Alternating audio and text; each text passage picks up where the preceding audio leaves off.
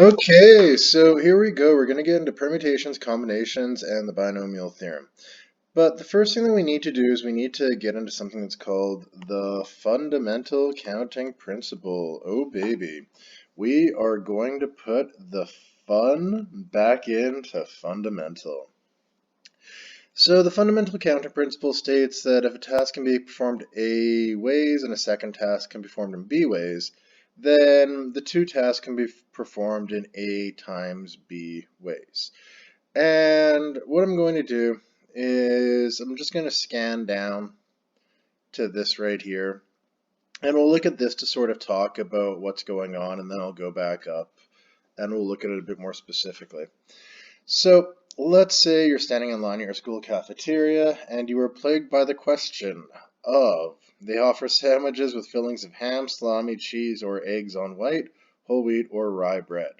How many different sandwiches can you make using only one filling? Now, the very elongated way of doing this is to create a tree diagram, which we're not going to do.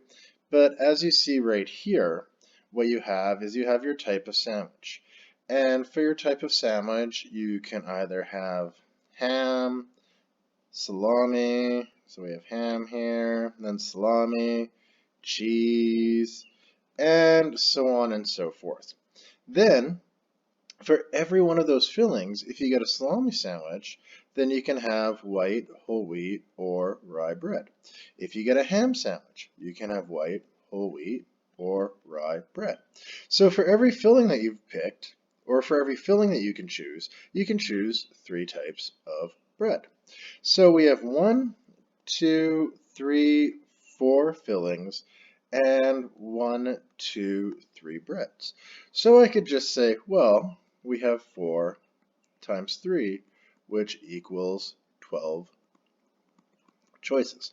Now, I'm not going to make you guys go through the trouble of drawing out a tree diagram because it's very, very lengthy, and especially when you consider that we can just solve it looking at this. Now, to arrange n objects, write down n blanks and fill in each blank with the number of possible objects that could be placed in the blank. As we did right here, where I have my filling and I have my bread. So this is filling and this is the bread. So we had 4 types of filling and 3 types of bread. If there are restrictions, and this is crazy important right here, look at that star. If there are restrictions or constraints, they have to be dealt with first. So when we get down to the questions that have restrictions, you'll see this a bit more clearly. But for now, what I'm going to do, we talked about this, where we had the 4 multiplied by the 3, and then 4 times 3 equals the 12 different choices. Okay, so a coin is tossed and a die is rolled simultaneously. Determine the number of outcomes. Whenever you guys see die, especially in math questions, we assume 6 different sides, unless otherwise stated. So my coin has 2 sides, so this is for the coin and this is for the die. I have 2 sides on the coin and I have 6 sides on the die, so that's going to give me 12 outcomes. A room has 3 lamps. Each lamp has 4 settings: off, low, or medium, medium or high. How many different lighting options are there? Now, this one is kind of crazy because you see that we have the 3 lamps right there. So since I have the 3 lamps, I'm going to have lamp 1, lamp 2, and lamp 3.